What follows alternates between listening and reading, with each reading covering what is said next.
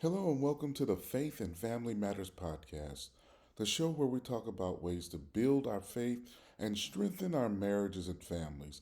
I am William Hemphill and I am your host. I am a pastoral therapist, ordained clergy, and a mental health counselor that works with marriages and relationships. Today I want to begin sharing some thoughts about spiritual intimacy in marriage. In marriage, there are several forms or types of intimacy: physical intimacy, which includes sexual intimacy; emotional intimacy, where we share our hearts, wounds, fears, and hopes; mental intimacy, where we expand on our thoughts; and then there is spiritual intimacy.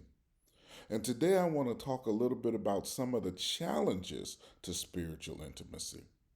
As a marital therapist, this is the one area that I notice where most couples that come to see me have not focused on for various reasons. I actually think that spiritual intimacy is the most important area for couples to build intimacy and connection. So, if this is the most important area, why would couples fail to seek out spiritual intimacy in their relationships? In my experience, there are several things that come to mind when I think of why couples do not pursue spiritual intimacy.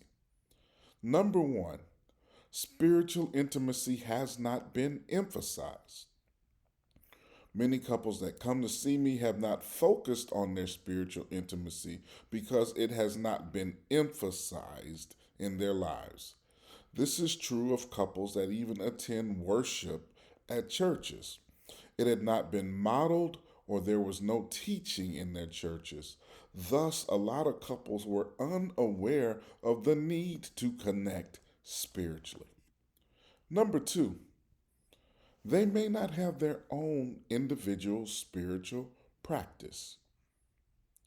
If one member of the marriage does not have their own individual spiritual practice, then it probably doesn't occur to them to have a joint spiritual practice together. If there's no individual relationship with God, then there would be no desire to pursue a joint relationship with God. So, again, if a person does not have their own individual spiritual practice, they may not even be thinking about how we can connect or build a stronger marriage through building spiritual intimacy because that's just not on their radar. Number three, the couple may have differing views of spirituality. They may have differing views of spirituality. While this could mean different religions, but many times it means different ways of practicing in the same religion. I am a Christian, a follower of Jesus Christ, and I am clergy. Yet, in my Christian experience as both clergy and as someone walking in faith, I have been blessed to attend churches of many different denominations. I've also been fortunate to counsel people from many different denominations. And because of this, I know that there are a wide variety of religious practices and beliefs just in Christianity. So, when you take that into account, it's very possible that one spouse may practice or engage in their faith in one way, and it might be different than how the other spouse practices or engages in their faith. The challenge then becomes for the couple how to integrate those faith practices and to begin to build spiritual connection. Number four, I've seen this a lot in my work with people.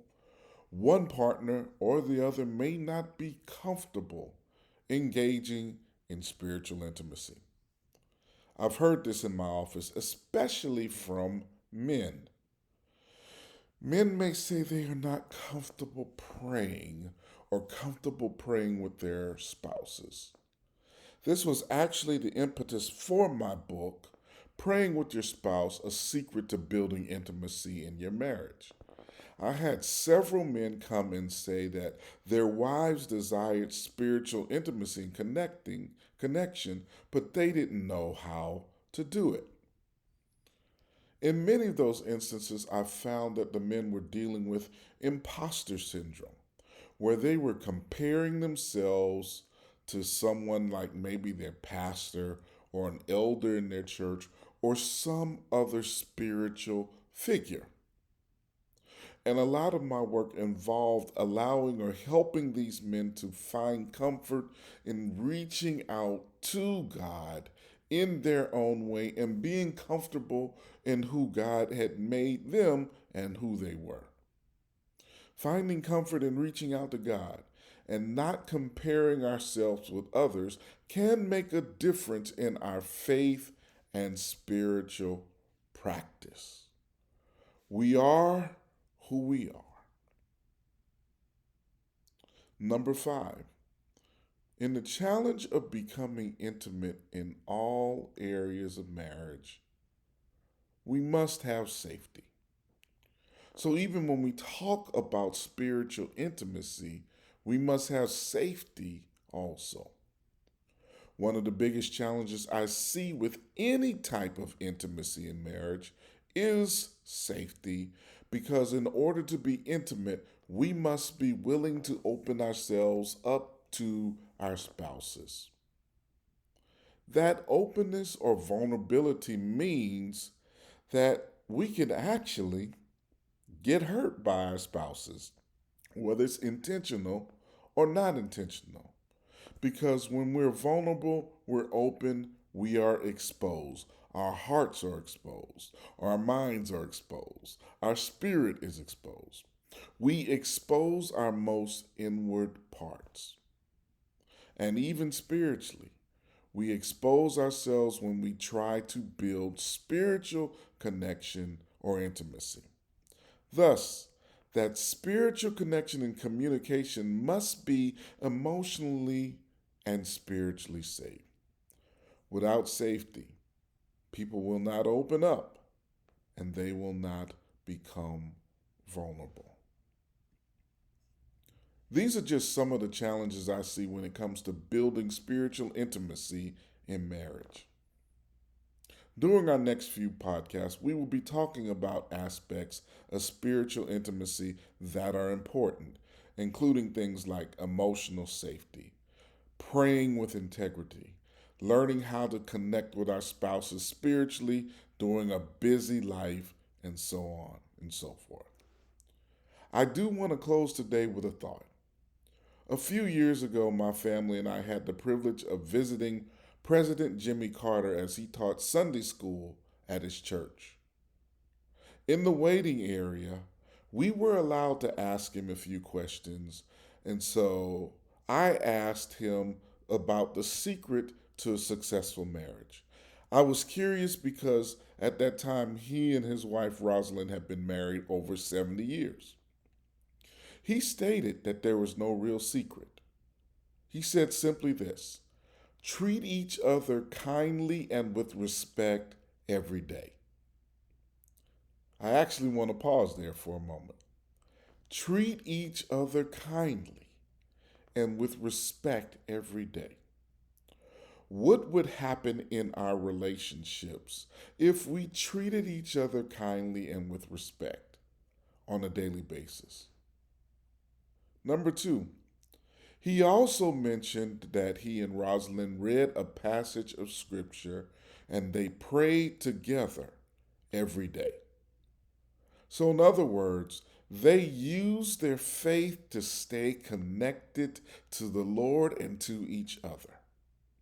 They found a way to build spiritual intimacy in their marriage, and that allowed them to stay connected in their relationship. And the beautiful thing is, they allowed the Lord to be in the midst. I think this is a huge key. How do we invite the Lord, the one who created us, who molded us, and who shaped us, the one who understands us inside and out and understands our marriage inside and out? How do we invite the Lord into our relationships so we can grow closer to God and closer to one another. This is William Hemphill with the Faith and Family Matters podcast, thanking you for joining us today. If you would like to know more about me or would like to work with me, please go to my website at www.faithandfamilyempowerment.com. Take care and have a wonderful week.